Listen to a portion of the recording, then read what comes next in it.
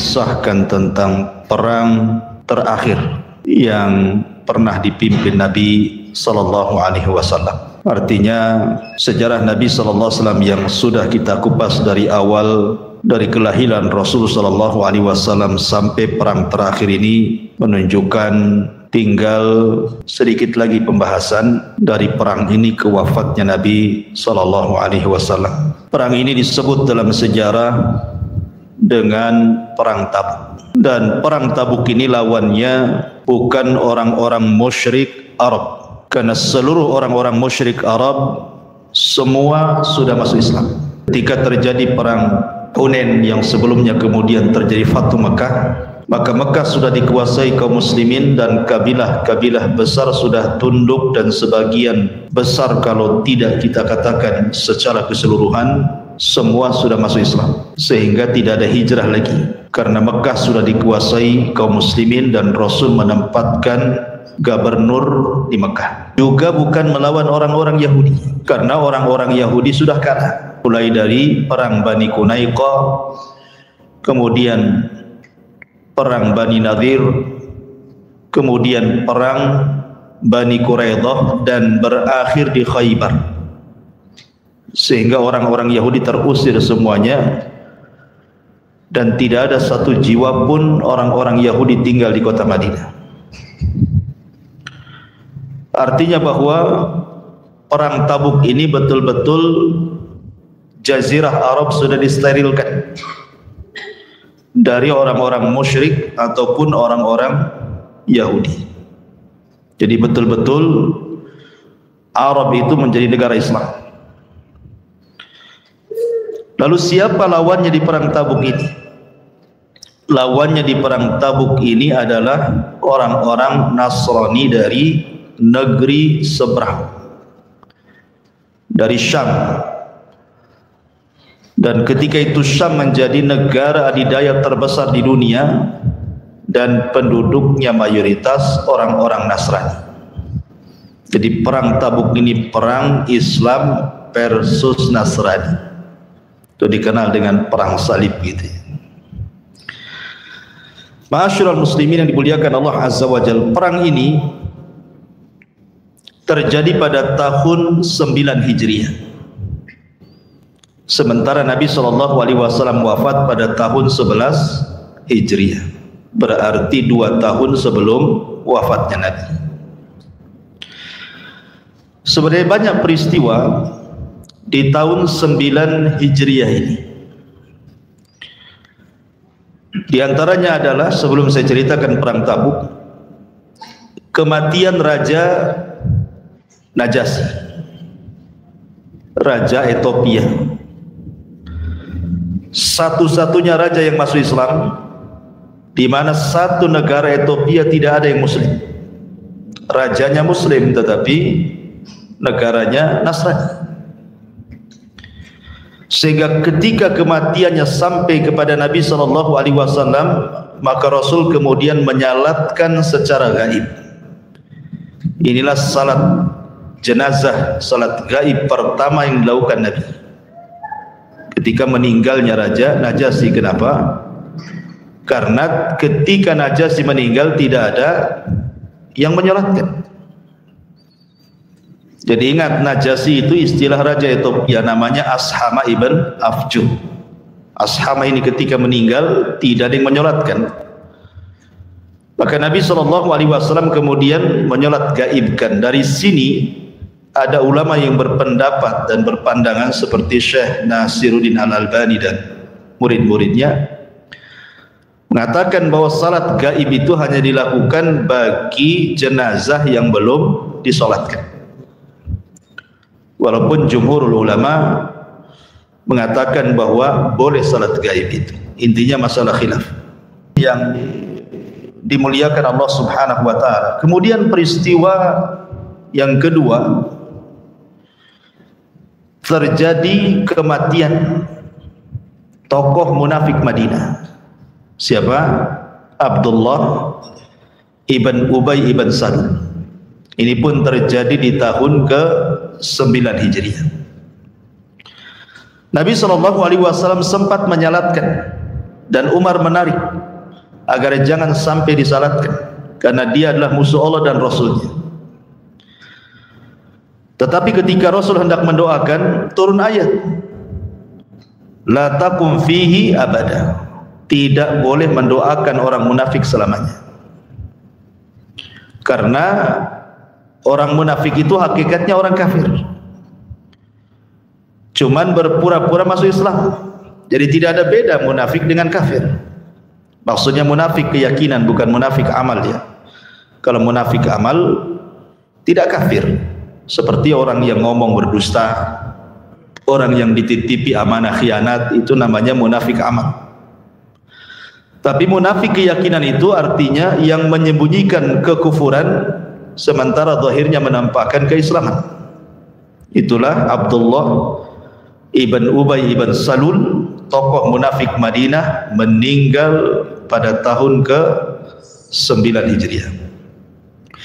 Kemudian pada tahun yang sama juga terjadi perajaman kepada seorang wanita Ghamidiyah. Jadi ada seorang wanita sedang hamil datang kepada Nabi SAW. Kemudian wanita ini mengatakan, ya Rasulullah, zanaitu fatahirni. Rasul, aku sudah berzina, tolong bersihkan. Maksudnya rajam aku, karena dia sudah menikah kemudian berzina. Tapi Rasul itu mengajarkan rahmat. Agama kita agama rahmat, ajaran kita ajaran rahmat, dan Rasul kita juga Rasul yang diutus membawa rahmat. Sehingga Rasul tidak langsung merajamnya, walaupun pengakuan itu sekuat-kuat dalil, karena tidak perlu saksi kan. Orang ngaku kan nggak perlu saksi, apa yang mau disaksikan? Ngaku sendiri orangnya. Saksi itu bagi yang nggak ngaku, maka didatangkan saksi. Tapi Rasul mengatakan, jangan-jangan kau hanya peluk-peluk saja, kau cium-cium saja, kau nggak berzina, pulang kamu. Tapi wanita ini mendesak. Akhirnya kemudian mengakui bahwa dia telah hamil dari hasil perzinahan. Kata Nabi SAW, kalau begitu lahirkan dulu anak. Maksud Rasul itu disuruh pulang dan melahirkan anak, jangan datang lagi, cukup bertobat di rumah saja. Tapi wanita ini ngotot, memang betul-betul ingin bertobat setelah dilahirkan. Wa alihi wasallam. Banyak lalat nih, tempel di sini berubah pula nih. Jadi Nabi SAW kemudian menyuruh wanita ini pulang dan jangan pernah kembali. Tapi setelah melahirkan, datang lagi dia membawa anaknya dan mengatakan, Rasul, ya anakku sudah lahir, masih ingatkan aku adalah wanita yang berzina, fatahirni, bersihkan aku. Tapi Rasul mengatakan tidak bisa, susui dulu selama 2 tahun. Maksudnya pulang, susui, jangan datang lagi, suruh bertobat gitu ya. Habis disusui, rupanya datang lagi setelah 2 tahun sempurna, datang kepada Rasul karena kegigihannya ingin bertobat. Akhirnya wanita Ghamidiyah pun dirajam oleh Rasul dan para sahabatnya. Ketika dirajam, ada yang mencaci maki wanita ini. Maka Nabi SAW melarang, tidak boleh. Sesungguhnya wanita ini sudah bertobat, yang kalau dibagikan tobatnya kepada 70 penduduk Madinah itu mencukupi mereka. Lah kejadian perajaman kepada wanita Ghamidiyah juga terjadi di tahun ke-9 Hijriah. Tapi yang ingin saya kisahkan adalah perang Tabuk. Inilah perang terjadi di tahun ke-9 Hijriah. Masyarul muslimin yang dimuliakan Allah Azza wa Jalla, apa penyebabnya sehingga terjadi perang Tabuk? Kemudian bagaimana sikap para sahabat? Karena lawannya ini kelas kakap, kelas berat.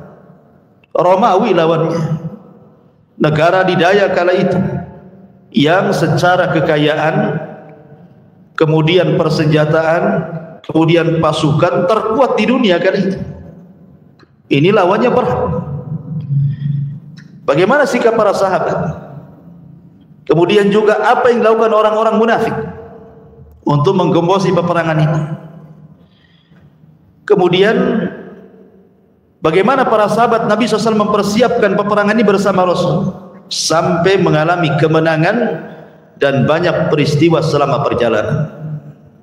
Tentu ini kisah yang lama yang sedikit kita akan coba mengulas walaupun tidak secara detail, tetapi poin-poin besarnya kita tahu tentang perang Tabuk. Ma'asyiral muslimin yang dimuliakan Allah Azza wa Jalla, sebenarnya gesekan Islam dengan orang Nasrani di zaman Nabi itu sudah pernah terjadi, kontak fisik itu, ketika kita bercerita tentang perang Mu'tah. Karena perang Mu'tah itu adalah gesekan kaum muslimin dengan orang-orang Nasrani. Kenapa? Karena ketika itu Nabi SAW mengirim delegasi utusan menyurati semua raja-raja untuk masuk ke dalam Islam. Menyurati Persia, Romawi, Ethiopia, dan raja-raja besar lainnya disurati, diajak masuk Islam. Salah satunya adalah Nabi SAW mengutus seorang sahabat namanya Al-Haris ibn Umar Al-Azdi. Diutuslah untuk mengirim surat, dititipkan ke Malik Basrah, Gubernur Basrah yang ketika itu adalah bawahan dari Romawi, namanya Syarah bin Ibn Amr. Rupanya oleh Syarah bin Ibn Amr ini, pemimpin Basrah, bawahan daripada Romawi, dibunuh pula ni Al-Haris ibn, membunuh delegasi. Itu aturan. Kalau sampai dibunuh itu sama ngajak perang kan? Delegasi itu tidak boleh dibunuh. Sampai sekarang aturan delegasi tidak boleh dibunuh. Maka siapa yang membunuh delegasi itu namanya menghilangkan perang. Makanya kemudian terjadilah gesekan pertama bersama orang-orang Nasrani di perang Mu'tah, sehingga gugurlah para syuhada dari pemimpin-pemimpin Islam. Di antaranya kita kenal Abdullah ibn Rawahah gugur di situ, Zaid gugur di situ, ya, Ja'far gugur di situ. Dan akhirnya peperangan ini kemudian dipegang oleh Khalid ibn Walid. Walaupun kemudian tidak menang, tetapi mampu memukul mundur, dan Khalid pun pulang ke kota Madinah. Sampai satu kota Madinah melempari Khalid dengan debu dan mengatakan, kalian orang-orang yang lari dari peperangan, kenapa kalian tidak mati saja dalam peperangan, gitu maksudnya. Tapi Rasul membela Khalid dan pasukan yang pulang dan mengatakan mereka tidak lari dari peperangan, tapi mereka kembali untuk mempersiapkan sebuah peperangan. Taib, itu perang Mu'tah. Jadi gesekannya sudah ada tuh di Mu'tah. Lah perang Tabuk ini, ma'asyiral muslimin yang dimuliakan Allah Azza wa Jalla, sebabnya bermacam-macam. Ada yang mengatakan di antara sebabnya adalah karena memang Allah Subhanahu wa taala berfirman di dalam Al-Qur'anul Karim, surah At-Taubah ayat 123, di mana Allah Subhanahu wa taala mengatakan, ya ayyuhalladzina amanu qatilul ladzina yalunakum minal kuffar wa la yajidu fikum ghildatan wa'lamu annallaha ma'al muttaqin. Wahai orang-orang yang beriman, perangilah orang-orang kafir yang di sekitar kalian, dan hendaklah mereka merasakan sikap keras darimu, dan ketahuilah bahwa Allah beserta orang-orang yang bertakwa.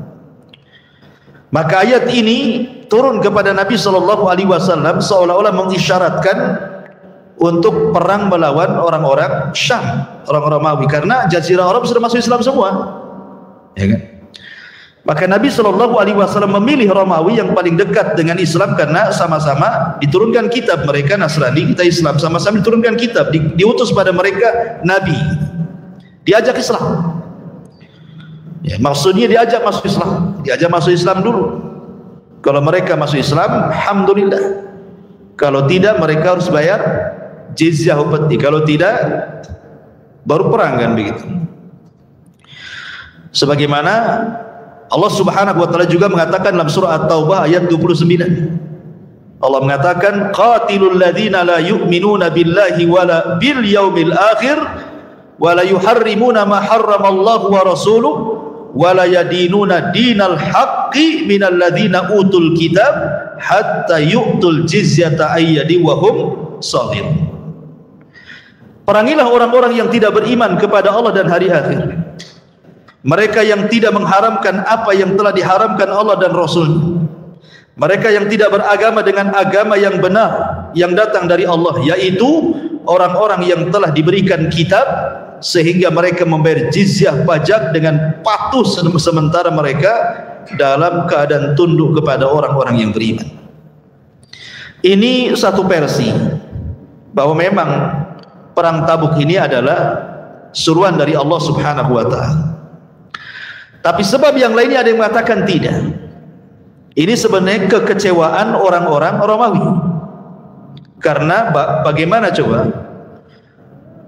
Orang-orang yang dianggap remeh oleh orang-orang Romawi, orang-orang Arab yang tidak punya ketangkasan perang, dan mereka juga tidak dikenal di dunia, ketika perang Mu'tah kok bisa dipukul mundur dengan pasukan yang sangat sedikit oleh Khalid ibn Walid.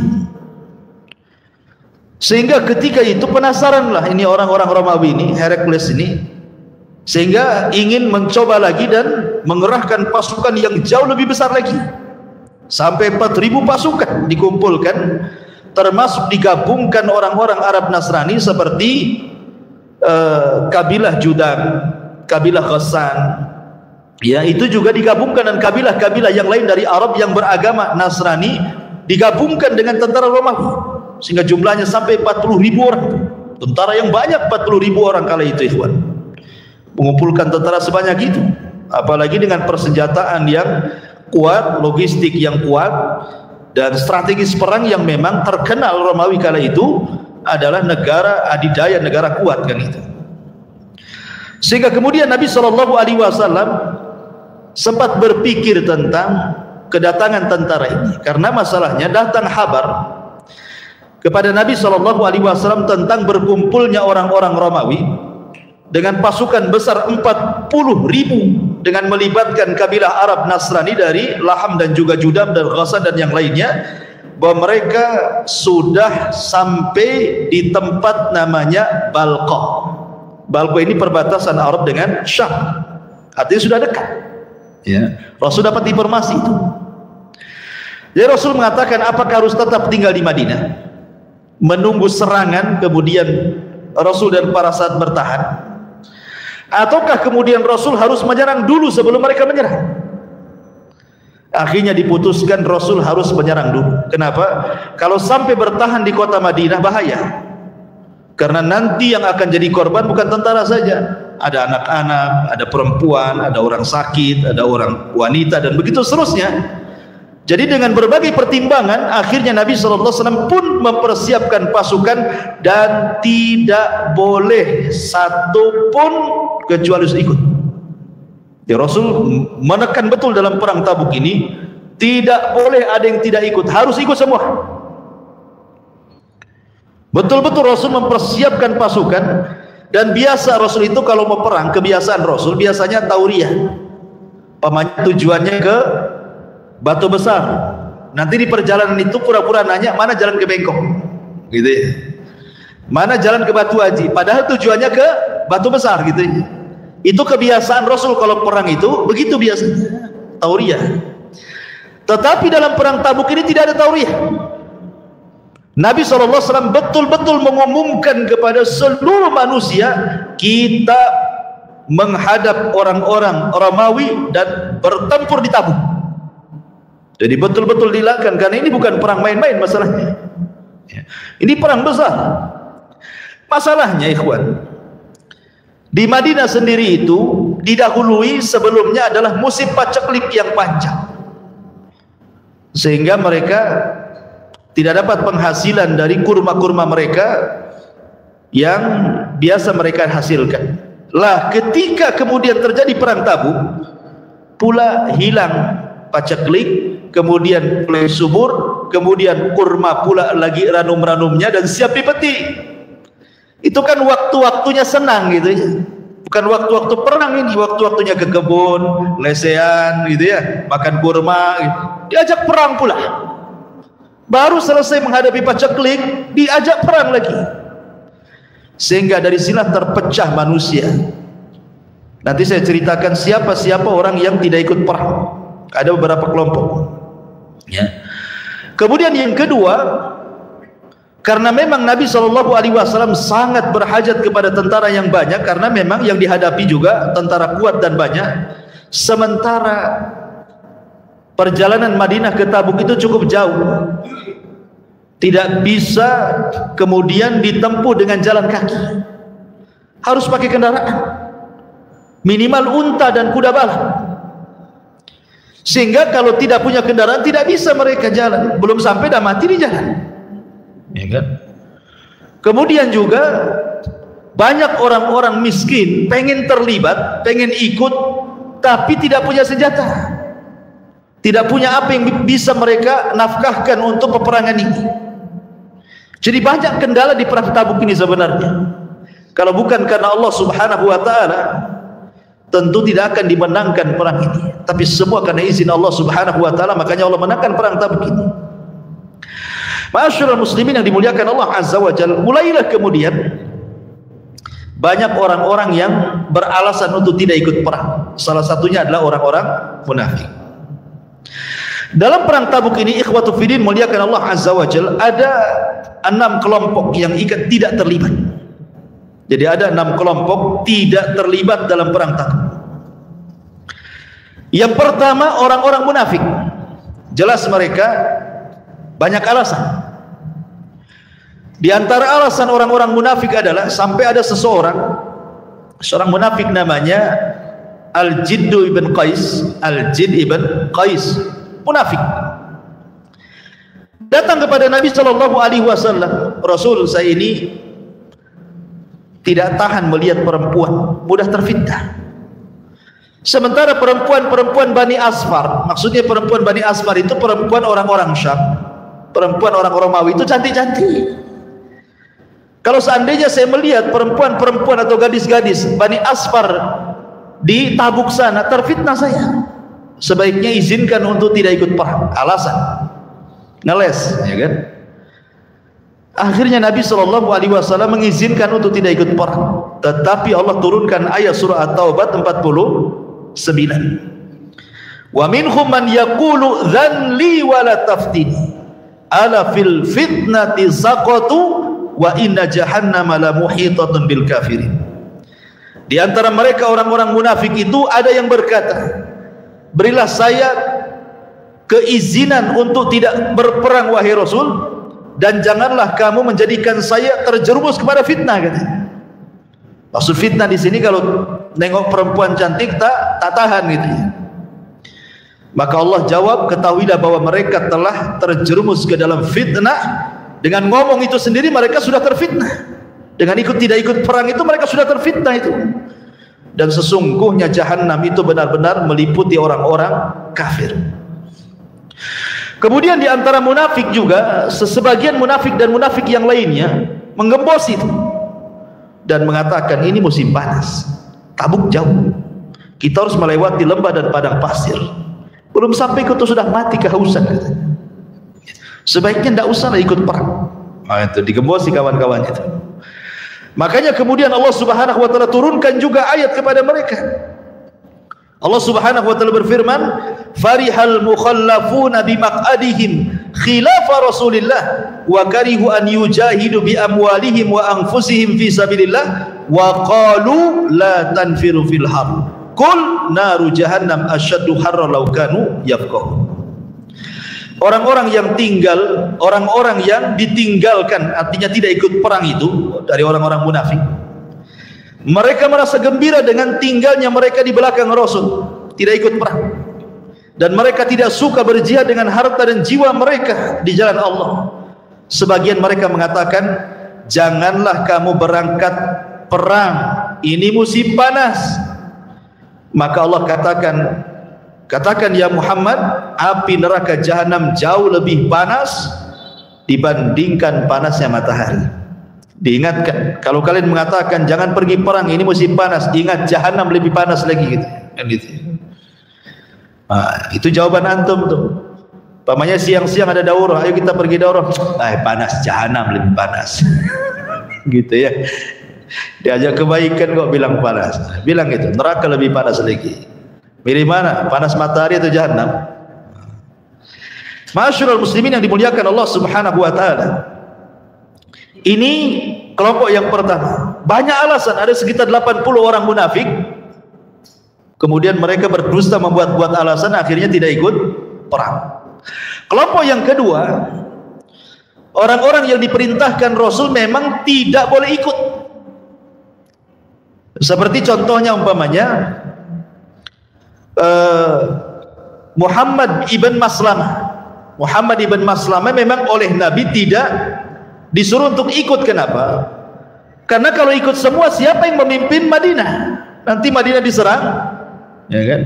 Makanya kemudian Rasul memilih Muhammad ibn Maslamah untuk memimpin Madinah sementara Rasul sedang berperang di Tabuk. Termasuk juga Ali radhiyallahu anhu. Ali radhiyallahu anhu oleh Nabi SAW dilarang ikut perang. Kenapa? Dikhawatirkan ada serangan mendadak ke Madinah, sementara keluarga Rasul semua di Madinah, istri-istrinya, anak-anaknya, kan itu, kerabat-kerabatnya. Maka Ali disuruh melindungi mereka. Ketika Nabi SAW sudah pergi dari Madinah dan belum jauh dari Madinah, ada yang nyeletuk kepada Ali radhiyallahu anhu dengan kata-kata, Ali ini kayak perempuan, kok nggak ikut perang, katanya. Akhirnya Ali radhiyallahu anhu nyusul Nabi. Nggak enak dengan ucapan orang tuh. Datang dia kepada Nabi Rasul, apakah engkau akan meninggalkan aku bersama anak-anak dan perempuan? Tidak bisalah. Aku kan bukan orang yang punya uzur. Aku bukan orang sakit, aku bukan perempuan, aku bukan anak-anak. Kau juga tidak memilih aku memimpin Madinah. Loh, kenapa kau suruh aku tidak ikut? Kata Nabi SAW di hadapan para sahabat, ya Ali, amma tarda an takuna minni bimanzilati Harun min Musa. Wahai Ali, ridhokah engkau kedudukan kamu itu seperti Nabi Harun dengan Nabi Musa? Ketika Musa pergi, Harun yang memegang Bani Israel. Sebaiknya kau tetap tinggal di Madinah. Akhirnya kemudian setelah Rasul ngomong begitu di hadapan para sahabat, otomatis kan tidak akan jadi fitnah lagi bagi Ali, kan? Tidak ada orang yang ngomel lagi, kan? Maka Ali akhirnya kemudian balik lagi ke kota Madinah. Jadi kelompok yang kedua itu memang oleh Nabi disuruh jangan pergi, karena memang ditugaskan tugas, gitu ya. Kemudian kelompok yang ketiga, orang-orang yang punya uzur. Memang mereka tidak bisa perang, pincang, buta, kan itu ya, sakit parah, ya tidak mungkin perang. Perjalanan jauh, panas, berjam-jam lewat bukit dan padang pasir, cemana diikutkan orang-orang kayak gini. Sementara satu unta saja gantian 18 orang. Satu unta itu gantian 18 orang. Makanya kan kendaraannya kan memang terbatas, sementara yang ikut itu 30.000 orang. Jadi setiap 18 orang satu unta gantian. Coba bayangkan susahnya menuju Tabuk itu. Makanya kemudian orang-orang yang memiliki uzur tidak disarankan pergi.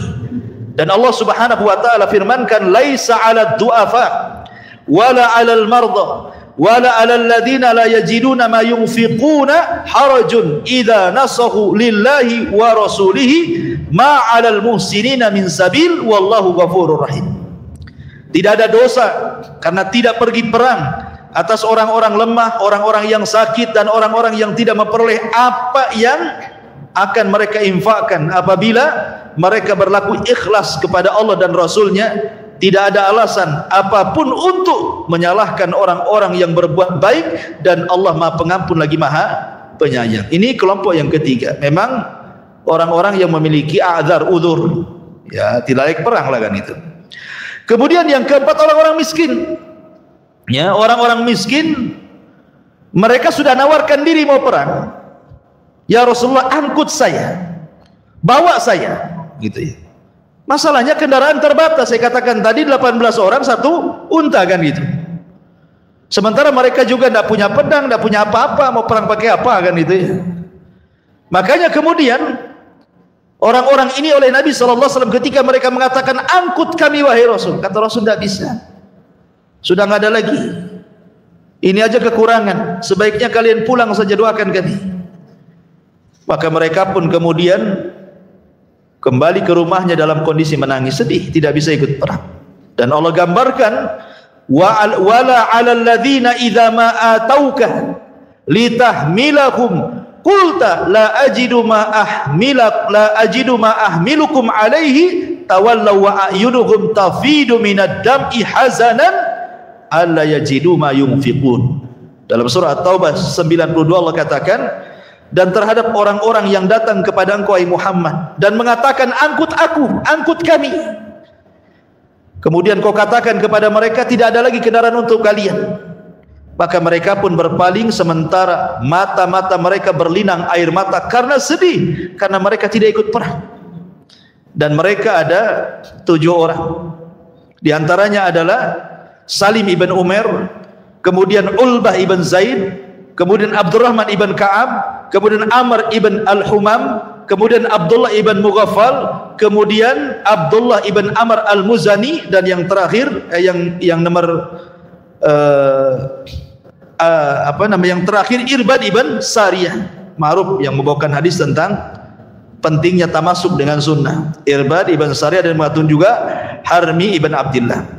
Intinya sekitar 8-7 orang ini, 7 atau 8 orang, mereka memang miskin, tidak bisa ikut perang. Kemudian kelompok yang kelima yang tidak ikut terlibat juga adalah orang-orang yang bukan ahli perang. Mereka bukan ahli perang seperti anak-anak, kan bukan ahli perang. Karena Rasulullah yang membatasi bolehnya berperang itu kalau usia 15 tahun sudah balik. Kalau di bawah itu ditolak sama Nabi, bukan ahli perang. Kemudian wanita bukan ahli perang. Kemudian kakek-kakek yang sudah tua renta, yang jalan pun susah, itu bukan ahli perang. Maka mereka tidak dilibatkan dalam perang Tabuk ini. Kemudian yang terakhir ahli maksiat, tapi bukan munafik dia. Dia bukan munafik karena memang waktu itu kan Madinah sedang berbuah kurma kan gitu. Jadi karena kemalasan mereka, ini gimana ninggalin kebun, dah mau panen, suruh perang pula kan itu ya. Akhirnya kemudian karena malas mereka, akhirnya tidak ikut perang, tapi mereka tidak munafik. Ya. Mereka tidak munafik, mereka bermaksiat saja kepada Allah dan Rasulnya. Dan itu 3 orang. Yang pertama disebutkan namanya Ka'ab ibn Malik, kemudian yang kedua Hilal ibn Umayyah, dan yang ketiga Mararah ibn Rabi. Dan ini masyhur kisahnya 3 orang ini, karena setelah terjadi perang Tabuk, akhirnya 3 orang ini dihukum, manusia tidak boleh bicara dengan dia, dan dia pun tidak boleh bicara dengan manusia selama 50 hari. Tidak boleh tinggal dengan istri-istri anak-anaknya. Memang dihajar betul, bukan dihajar, dihajar. Hajar itu artinya dibiarkan, jangan diajak ngomong. Bayangkan coba satu kota Madinah mau ngomong nggak dijawab, nggak ada yang ngajak ngobrol sama dia. Apa nggak stres tuh hidupnya kan? Tapi 3 orang ini lulus ujian, artinya mereka bukan orang munafik ya, dan diterima taubatnya oleh Allah Subhanahu wa taala sehingga turun ayat dari langit.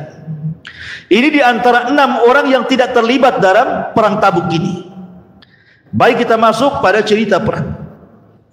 Ma'asyiral muslimin yang dimuliakan Allah Subhanahu wa taala.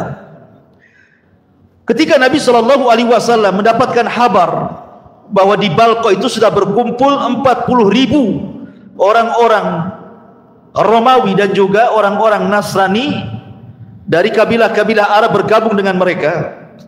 Sementara Nabi sallallahu alaihi wasallam kemudian melihat bahwa perbekalan rasanya tidak cukup. Kemudian juga kendaraan tidak ada. Persenjataan begitu juga. Sementara yang daftar jihad banyak.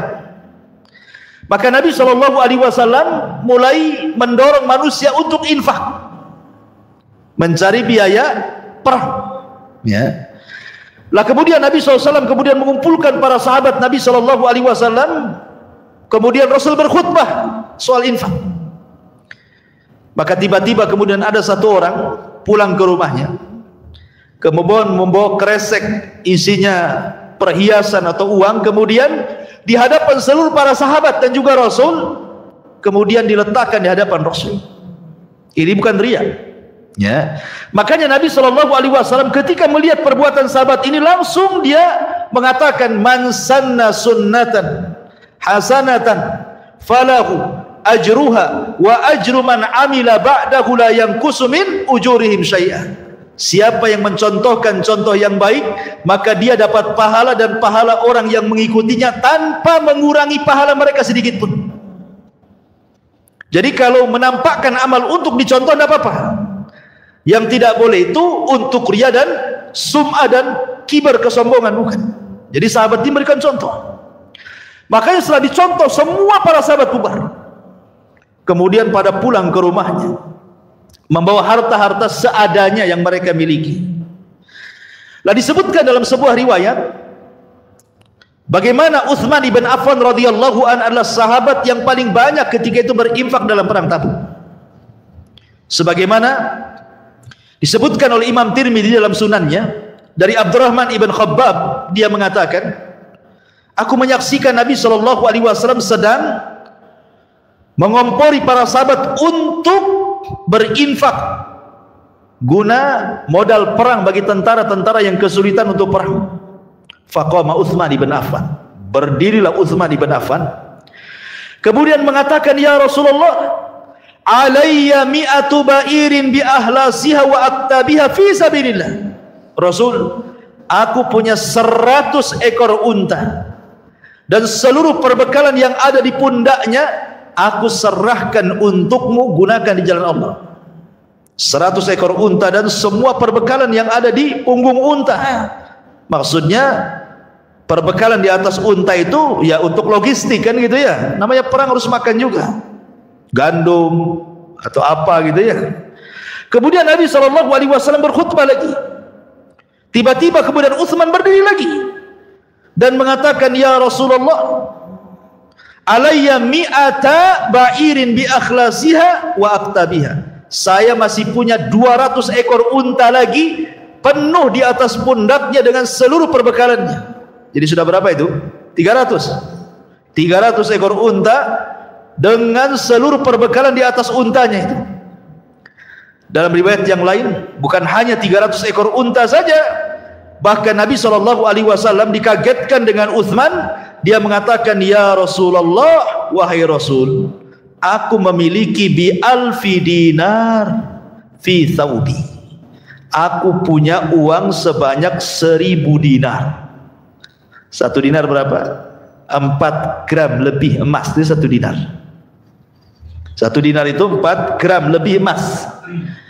Kalau 1 gramnya mencapai 1 juta, berarti 1 dinar itu ya sekitar 5 jutaan kali 1000. Mau miliar juga kan begitu ya. Ini uang ini ya. Jadi uangnya 1000 dinar, kemudian untanya 300 bersama seluruh perbekalannya. Kira-kira di zaman sekarang sekaya-kayanya orang, nggak ada orang infak sebanyak ini. Jangan lagi infak, korban lah, korban ya. Korban ya paling seekor sapi. Nabi itu loh korban 100 ekor sapi. Jadi ma'asyiral muslimin yang dimuliakan Allah, seperti itulah Utsman, sampai Rasul itu membolak-balikan tuh uang itu. Kemudian Nabi SAW langsung turun dari mimbar, kemudian mengatakan, ya Utsman, ma dharraka ya Utsman ma amilta ba'da hadzal yaum. Utsman, tidak ada yang mudaratkan kamu setelah infak hari ini, banyak sekali infakmu. Ma'asyiral muslimin yang dimuliakan Allah Azza wa Jalla, tentu yang lain pun tidak tinggal diam. Bahkan Umar bin Khattab radhiyallahu an yang selalu bersaing dengan Abu Bakar dalam amal soleh, terutama dalam sedekah. Jadi Umar itu kan selalu kalah dan tidak bisa menyaingi Abu Bakar dalam amal soleh. Jadi ketika mendengar Rasul butuh biaya untuk perang Tabuk, dia mengatakan, inilah waktunya saya bisa melibas Abu Bakar, katanya. Asik saya aja yang kalah dengan dia dalam amal soleh. Hari ini kesempatan saya bisa mendahului Abu Bakar, datang kepada Rasul. Apa kata Umar bin Khattab radhiyallahu anhu, ya Rasulullah, saya punya separuh harta, saya infakkan semuanya. Ya. Kemudian Nabi SAW mengatakan, ma abqaita li ahlika ya Umar, kau infakkan separuh harta itu, bagaimana kondisi keluargamu? Kata Umar, kan masih ada separuh katanya. Setelah Umar menginfakkan separuh harta, selang beberapa waktu Abu Bakar datang. Kemudian mengatakan, ya Rasulullah, aku infakkan semua hartaku. Ini separuh, ini semua hartaku aku infakkan untukmu. Kata Rasulullah, ya Abu Bakar, wa ma abqaita li ahlik, lalu apa yang kau tinggalkan untuk keluargamu? Mungkin bagi Abu Bakar bahasa ini sederhana, biasa. Bagi kita luar biasa. Apa kata Abu Bakar? Ya Rasulullah, aku tinggalkan seluruh anak istriku kepada Allah dan Rasulnya. Tawakal. Kan itu ya. Coba ada orang yang menginfakkan semua harta? Enggak ada. Jangan lagi semua harta diinfakkan. Anggaplah orang kaya punya 2 rumah, tiba-tiba diinfakkan 1 rumah. Kata istrinya, gila kau suamiku, katanya. Suaminya digila-gila. Yang infak dibilang gila. Gimana yang gila? Apa sebutannya? Ya. Ma'asyiral muslimin yang dimuliakan Allah Azza wa Jalla. Artinya di sini bahwa lihat bagaimana semangat para sahabat. Setelah itu datang Abdurrahman bin Auf menginfakkan banyak hartanya. Datang Talha ibn Ubaidillah menginfakkan, sampai kepada ada orang-orang yang miskin yang malu-malu menginfakkan karena tidak punya uang, membawa gandum separuh sok. 1 sok itu 4 gini. Berarti kalau separuh 2 gini nih, 2 ciduk saja nih. Ya, malu-malu dia datang mau bawa 2 ciduk gandum itu. Akhirnya dicibir orang-orang munafik dan mengatakan, innallaha la ghani an sadaqati hada. Allah itu maha kaya, ngapain kau sedekah kau sikit? Enggak perlu, Allah maha kaya, katanya. Digembosi sama orang munafik. Tapi kalau orang kaya ngasih harta banyak, kata orang munafik itu sedang ria. Itulah orang munafik. Jadi kalau orang kaya infak dibilang ria, kalau orang miskin infak dibilang Allah lebih kaya. Enggak usah katanya. Si munafik itu. Karena memang munafik itu setan dari kalangan manusia. Ya, kalau setan dari kalangan jin ya jelas. Ya, dia akan membisikkan di telinga orang yang infak sebagaimana Allah berfirman, ya'idukumul faqra wa ya'murukum bil fahsya. Jangan infak, nanti kau fakir, nanti kau miskin. Untuk yang lain saja, kan gitu ya. Kau kan belum punya kulkas, beli kulkas. Yang gitu. Jadi setan itu begitu bisik-bisiknya. Ma'asyiral muslimin yang dimuliakan Allah Azza wa Jalla, termasuk juga ada yang sama sekali tidak punya apa-apa. Jangan lagi cerita uang, cerita kendaraan, cerita senjata, cerita gandum. Tidak punya apa-apa, tapi pengen infak. Namanya siapa? Namanya Ulbah ibn Zaid. Ulbah ibn Zaid ini infaknya luar biasa. Dikisahkan oleh Wathilah ibn Asqa radhiyallahu anhu. Jadi ketika perang Tabuk, ini Ulbah ibn Zaid ini sahabat Nabi SAW, tidak ada yang bisa diinfakkan karena memang enggak punya harta sama sekali. Tapi sebelum tidur dia mengatakan, Allahumma innaka qad amarta bil jihad wa raghibta fihi summa lam taj'al indi ma atakawwa bihi ma Rasulillah sallallahu alaihi wasallam wa lam taj'al fi yadi Rasulillah sallallahu alaihi wasallam ma yahmiluni alaihi wa inni atasaddaqu ala kulli muslimin bi kulli madlamatin asabani biha fi malin aw jasadin aw irdin thumma asbaha ma asnas faqala Rasulullah sallallahu alaihi wasallam ainal mutasaddiqu hadhihi laila. Jadi ada kasusnya begini, Ulbah ibn Zaid ini di malam hari dia menangis. Ya Allah, katanya, sungguh nabimu sudah memerintahkan jihad dan sungguh nabimu sudah mendorong untuk jihad, sementara aku tidak bisa menyumbangkan sedikit pun kepada nabiku. Aku sudah tawarkan badanku, nabiku mengatakan tidak ada yang bisa membawamu. Kemudian dia mengatakan, ya Rabb, terimalah sedekahku.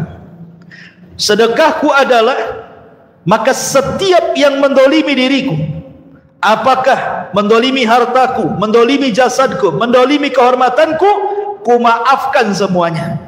Itulah sedekahku.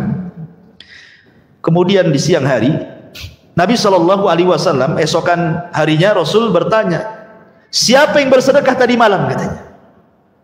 Siapa yang bersedekah tadi malam? Tidak ada orang-orang malam-malam bersedekah. Kan itu. Rupanya mengatakan, Ulbah ibn Zaid, saya wahai Rasul. Kemudian Rasul mengatakan di hadapan Ulbah, qad kutibta fi zakati, maka apa yang kau lakukan semalam sudah dicatat menjadi bagian daripada zakat. Ini zakat paling rendah gitu ya. Pokoknya memaafkan semua yang mendoliminya, itu zakat dia lah semuanya. Ustaz, saya milih yang terakhir aja lah. Biar gak keluar duitnya. Gak bisa juga antum mau disakiti dendamnya sebulan. Mana antum bisa? Ada yang bertahun-tahun, ada yang sampai anak turunannya itu diceritakan dendamnya itu. Karena bukan mudah memaafkan orang itu, ikhwan. Minta maaf aja berat, apalagi maafkan orang makin berat lagi. Ya. Taib, ma'asyiral muslimin yang dimuliakan Allah Azza wa Jalla. Kemudian juga ketika Rasul sudah bergerak, ada sahabat-sahabat yang nyusul. Seperti umpamanya Abi Dzar Al-Ghifari. Jadi Rasul sudah sampai di Tabuk, dia masih di kabilahnya. Kemudian dia pun karena tidak ada kendaraan yang bisa mengangkut dia, terpaksa di jalan kaki. Bayangkan, jalan kaki dari Madinah menuju Tabuk, Abi Dzar Al-Ghifari. Kemudian setelah dari kejauhan, ada yang memberitahu kepada Nabi SAW, nampaknya ada debu dari kejauhan, jangan-jangan ada orang yang menyusul kita. Nabi SAW mengatakan, mudah-mudahan kun Abu Dzar, mudah-mudahan dia adalah Abu Dzar. Rupanya setelah dekat nampak mukanya, kata para sahabat, oh betul juga yang dikatakan Rasul, Abu Dzar, Abu Dzar, ahlan wa sahlan ya Abu Dzar.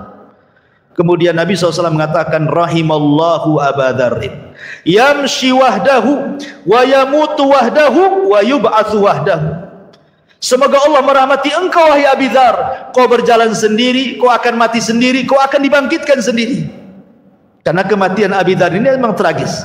Ya, jadi Abi Dzar ini ketika sudah tua, dia pun kemudian menyendiri di sebuah tempat namanya Rabdah, di tengah padang pasir, pakai kemah gitu saja.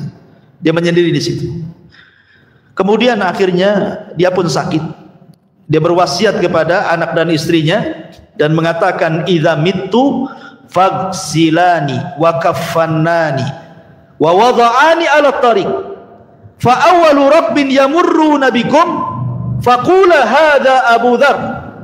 Kata Abu Dzar, kalau aku mati, tolong kalian berdua mandikan aku, tolong kalian berdua kafani aku, sebelum kau kuburkan letakkan jenazahku di jalan, katanya. Maka siapapun yang pertama kali melewati tempat itu kemudian bertanya, ini jenazahnya siapa? Katakan, ini jenazahnya Abu Dzar. Rupanya orang yang pertama kali lewat di situ adalah sahabat Abdullah ibn Mas'ud radhiyallahu anhu. Kemudian mengatakan, ma hadza? Ada apa ini? Jenazah siapa kalian letakkan di jalan ini? Maka anaknya mengatakan, Abu Dzar ya Abdullah ibn Mas'ud, dia adalah Abu Dzar. Langsung kaget dan turun. Kemudian dia mengatakan, rahimallahu Abu Dzar yamshi wahdah wa yamutu wahdah wa yub'atsu wahdah. Semoga Allah merahmati engkau wahai Abu Dzar, persis yang dikatakan Nabi. Engkau berjalan sendiri dalam perang Tabuk, engkau mati sendiri di tengah padang pasir, dan engkau akan dibangkitkan sendiri pada hari kiamat. Subhanallah. Abi Dzar Al-Ghifari radhiyallahu anhu, dulunya mantan perampok, tapi kemudian masuk Islam dan menjadi sahabat mulia. Ya, ma'asyiral muslimin yang dimuliakan Allah Azza wa Jalla, termasuk juga Abu Khaythamah dan juga Umar ibn Wahab, itu orang-orang yang telah datang dan menyusul Rasul ke Tabuk, dan akhirnya kemudian mereka sampai di Tabuk. Ma'asyiral muslimin yang dimuliakan Allah Azza wa Jalla, sedikit kita akan jelaskan mauqif orang-orang munafik, bagaimana mereka menggembosi peperangan ini. Pertama, mereka berusaha untuk istihza, mengolok-olok Rasul dan orang-orang yang beriman. Ketika para sahabat Nabi sedang berkumpul, ini sepulangnya dari Tabuk, kemudian orang-orang munafik berkumpul. Begitulah arwah itu junudun mujannadah. Arwah itu akan bergabung dengan seragamnya. Angkatan laut ya angkatan laut gitu, angkatan darat gitu ya. Ya, nggak mungkin pula satpam gabung dengan angkatan darat, kan beda ya satpam dengan satpam kan itu ya. Walaupun seragamnya sama dengan polisi, ya tetap aja kan satpam dan ini polisi ini. Begitu roh, sesuai dengan seragamnya. Kalau dia orang baik, pasti cari kawan orang baik. Kalau dia orang jahat, perampok, pasti cari kawan perampok juga kan, diajak kerja sama kan gitu. Itulah ruh. Ruh itu akan cenderung kepada seragam dia. Dia orang baik, orang buruk. Orang munafik tidak mungkin kumpul dengan sahabat. Sahabat pula tidak kumpul dengan orang munafik. Masalahnya di zaman Rasul kan tidak dibedakan, dan tidak bisa dibedakan mana sahabat mana munafik. Karena Rasul tidak tahu mana satu munafik. Rasul tidak tahu yang gaib. Ya. Rasul itu tahu munafik setelah ada wahyu, memberitahu si fulan munafik, si fulan munafik, si fulan munafik. Itu pun dirahasiakan oleh Nabi. Yang mengetahui tentang nama-nama munafik itu cuma satu sahabat, namanya Hudzaifah ibnul Yaman. Hai Hudzaifah sini, kau catat semua orang-orang munafik ini. Jadi Hudzaifah itu sampai dijuluki di tengah para sahabat sirun Nabi, pemegang rahasia Nabi. Tidak ada satupun sahabat yang tahu. Abu Bakar tidak tahu, Umar tidak tahu, Ali tidak tahu. Pada itu orang-orang dekat Nabi, ya, Utsman dan yang lainnya. Semua keluarga Nabi tidak ada yang tahu. Yang tahu hanya Nabi dengan Hudzaifah. Sampai Umar bin Khattab datang kepada Hudzaifah. Hudzaifah, asamani Nabi sallallahu alaihi wasallam ani munafik. Ada enggak di catatanmu aku munafik? Katanya. Kata Hudzaifah, enggak bisa. Rasul sudah memberitahu jangan dikasih tahu orang. Tolonglah Hudzaifah. Tolong katanya kan. Ngemis dia. Akhirnya Hudzaifah mengatakan, baik, hanya kau saja yang kau jawab. Selainnya tidak akan ku jawab. Kemudian dia mengatakan, tidak ada. Kata Umar, alhamdulillah, aku bukan orang munafik. Ya, takut para sahabat itu kan. Ya, sampai nanyakan langsung kepada Hudzaifah, jangan lagi Umar bin Khattab yang maksa untuk dibongkar isi catatan itu. Ada namanya sahabat yang dibesarkan malaikat. Siapa namanya? Handolah. Kenapa Handolah itu sahabat yang dibesarkan malaikat? Karena ketika dia junub habis hubungan dengan istri, dia tidak sempat mandi junub, keburu berangkat perang, mati syahid. Maka ruhnya dibesarkan malaikat. Maka ini disebut Handolah ghasilul malaika. Handolah sahabat yang dibesarkan malaikat. Handolah ini bercerita kepada Abu Bakar. Abu Bakar, saya ini kalau hadir di majelis Nabi kok cerita sorga neraka, kok ayat sorga neraka itu ada di pelupuk mataku nih.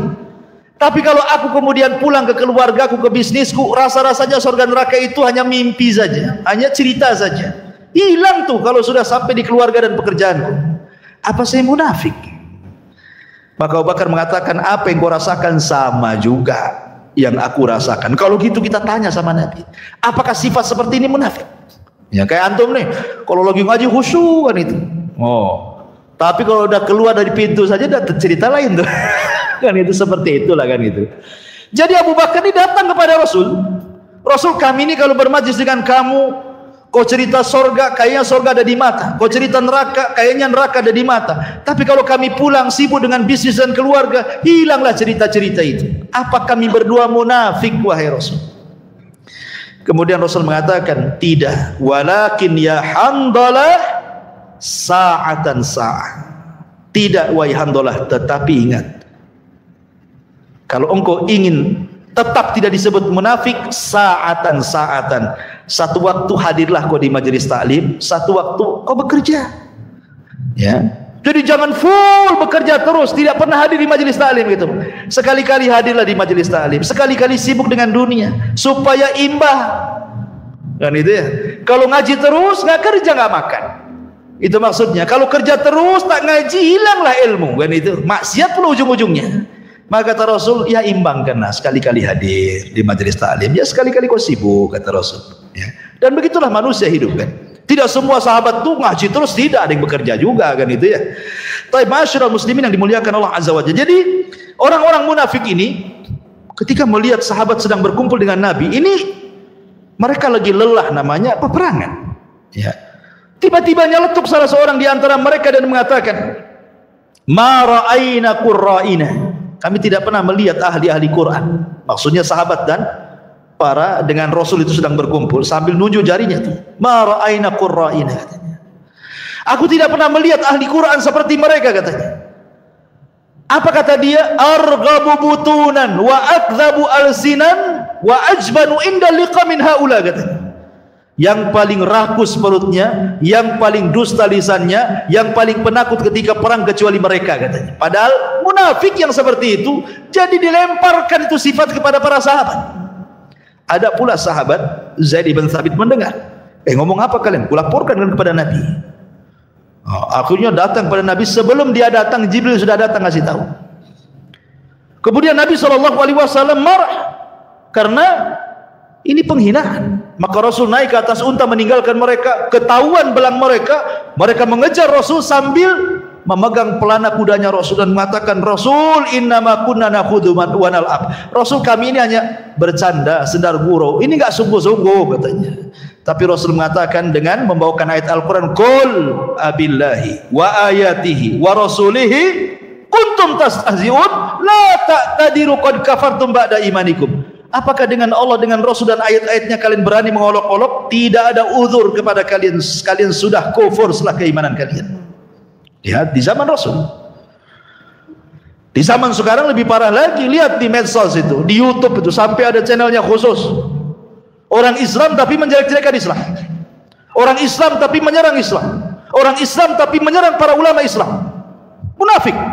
Dulu munafik nggak nampak, sekarang pula munafik. Loh, saya munafik, seolah-olah ngomong begitu dia. Cuman nggak ngomong gitu ya, padahal seolah-olah dia ngomong saya ini munafik gitu. Cuman bahasanya tidak demikian. Bahasanya itu terpancar dari lisan mereka. Dihina seorang ustadz yang sedang berceramah ya. Ma'asyiral muslimin, sedikit-sedikit dibilang kadal gurun itu apa itu. Ma'asyiral muslimin yang dimuliakan Allah Azza wa Jalla. Baik, kembali bahwa ini mauqif pertama istihza. Yang kedua, muhawalatu ikhtiyalin Nabi, berusaha untuk membunuh Nabi. Di perang Tabuk ini orang-orang munafik ini berusaha untuk membunuh Nabi itu. Sampai-sampai ada beberapa orang munafik yang hendak membunuh Nabi SAW di malam hari, tetapi kemudian Allah turunkan ayat kepada mereka, yahlifuna billahi ma qalu walaqad qalu kalimatal kufri wa kafaru ba'da islamihim wa hammu bima lam yanalu wa ma naqamu illa an aghnahumullah wa rasuluhu min fadlih fa in yatubu iyyaka khairan lahum wa iyatalau yu'adzibhumullahu adzaban alima fid dunya wal akhirah wa ma lahum fil ardi min wali wala nasir. Mereka orang-orang munafik bersumpah dengan nama Allah bahwa mereka tidak mengatakan sesuatu yang menyakiti Rasul. Jadi ketika mereka mengatakan kami tidak hendak membunuh, ketahuan nih belangnya, mereka berdusta. Enggak, kami tidak hendak membunuh. Begitulah orang munafik. Kalau sudah tahu belangnya, kemudian ngeles gitu ya.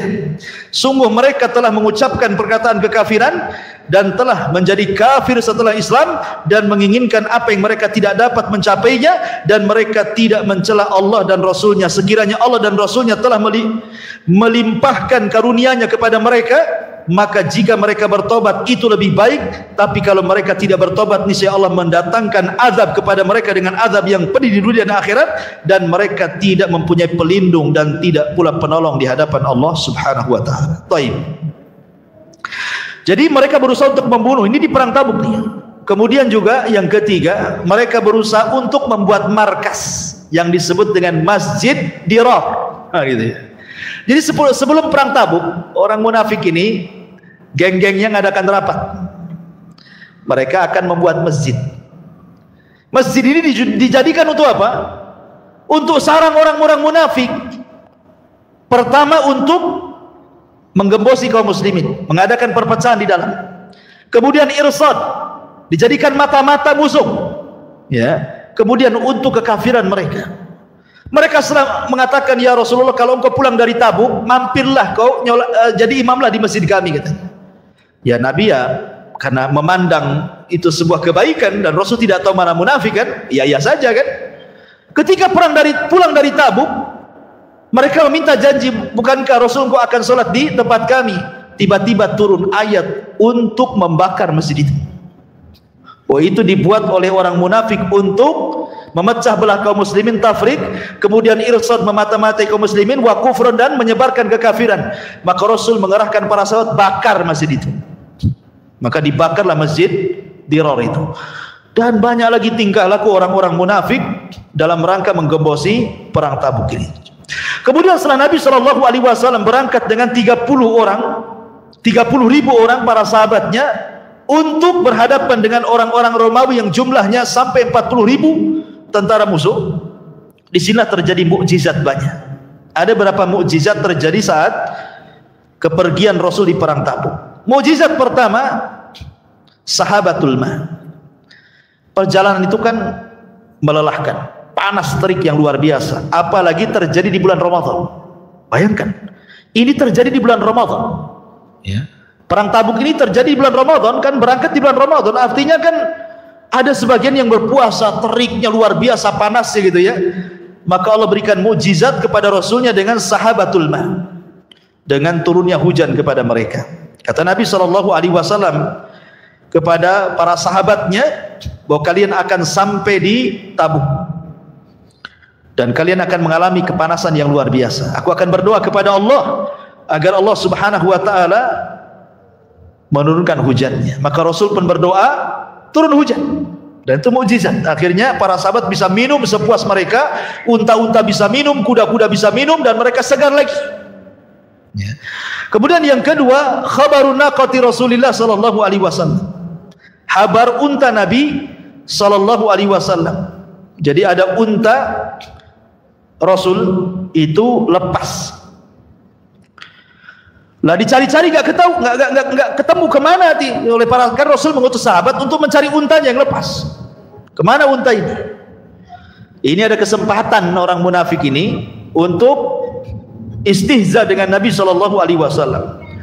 Kemudian sebagian mereka mengatakan, lihat orang itu ngaku Nabi tapi tidak tahu untanya di mana katanya.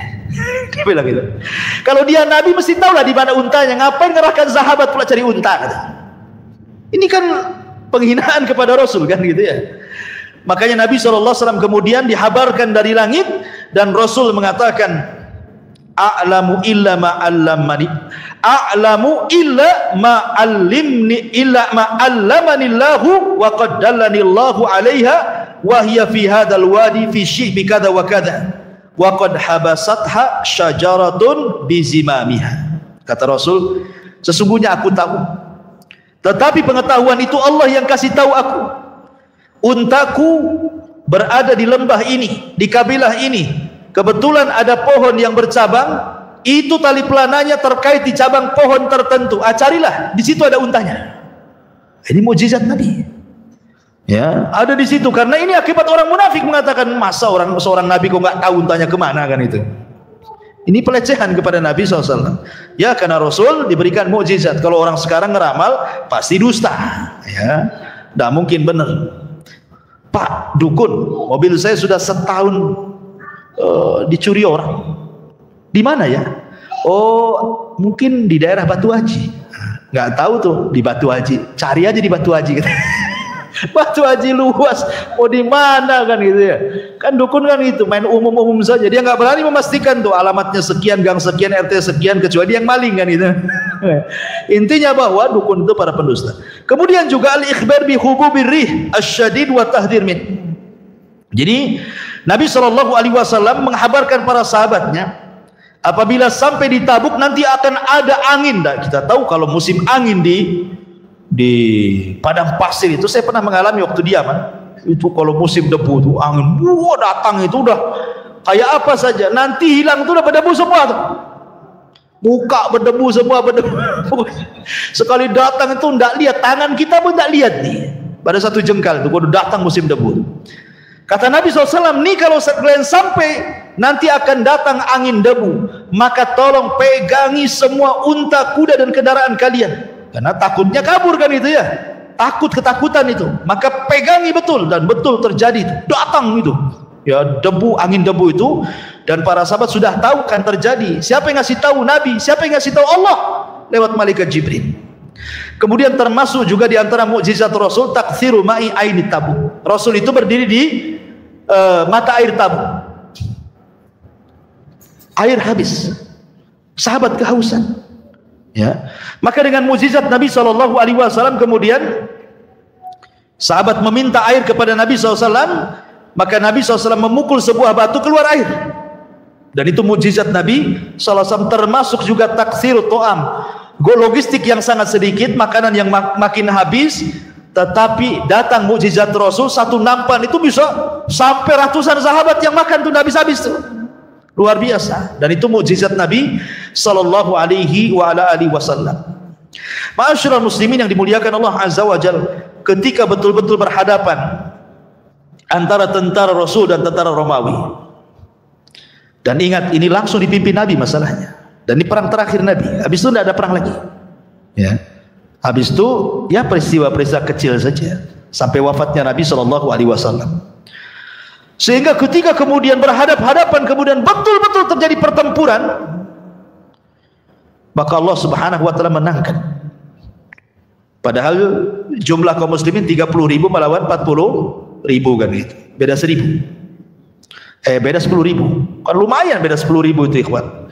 Tetapi sekali lagi dalam peperangan Islam dalam sejarah itu, kam min fi'atin qalilatin ghalabat fi'atan katsiratan biidznillah. Berapa banyak kelompok kecil bisa mengalahkan kelompok yang banyak.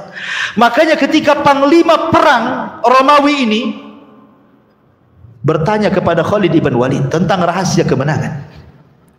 Kemudian Raja Herakli itu ketika itu menuduh, jangan-jangan orang Arab menyerang Romawi itu karena mereka terjadi paceklik hebat, mereka kelaparan sehingga nyerang Romawi pengen makan katanya. Itu tuduhannya. Padahal saat perang Tabuk itu Madinah justru kebalikannya lagi, panen-panennya kurma kan gitu ya. Tapi itu isu, dibuat isu seperti itu. Sehingga panglima perang ini ngomong sama Khalid, apa kunci kemenangan kali ini setelah mereka kalah? Apakah karena kalian semangat ingin merebut makanan-makanan di Syam? Kata Khalid, tidak. Khalid hanya mengatakan darahnya orang Syam lebih lezat katanya. Darahnya orang Syam lebih lezat. Kemudian Khalid mengatakan, demi Allah, kunci kemenangan itu cuma dua. Satu, karena kami datang dan kami cinta mati syahid. Yang kedua, karena kalian datang sementara kalian cinta itu untuk pulang hidup. Kami datang pengen mati, kalian datang pengen tetap hidup. Itulah kuncinya. Kata Khalid bin Walid, nahnu nuhibbul maut kama tuhibbul haya. Karena kami cinta kematian sebagaimana kalian cinta kehidupan. Itu kunci kemenangan kami. Sampai dalam perang Mu'tah, Khalid itu serbannya jatuh.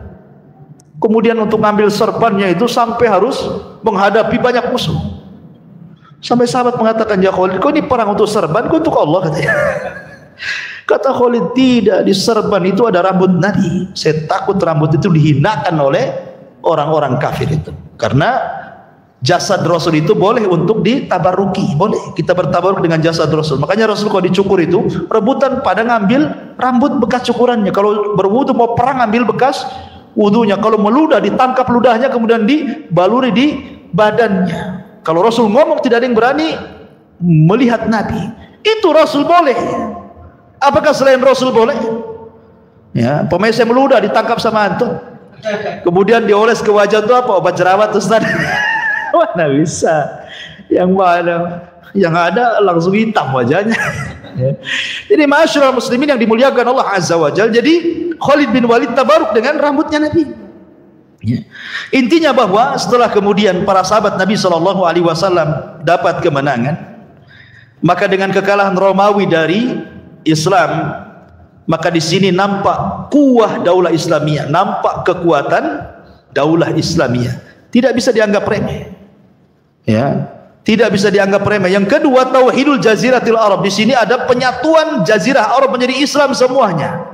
Kan takut mau kufur. Romawi aja kalah, kok macam-macam pula kabilah kecil. Akhirnya makin bersatulah kabilah Arab ini. Dengan setelah perang Tabuk ini kan, kemudian juga hilangnya wibawa negara-negara adidaya. Dengan menangnya ini kan hilang wibawanya. Makanya di zaman Umar bin Khattab radhiyallahu an, sebelumnya di zaman Abu Bakar juga sudah mulai memerangi Romawi kan. Terjadi perang lagi tuh. Ya, di zaman Abu Bakar. Kemudian di zaman Umar sampai akhirnya Imperium Romawi bahkan Persia jatuh ke tangan kaum muslimin.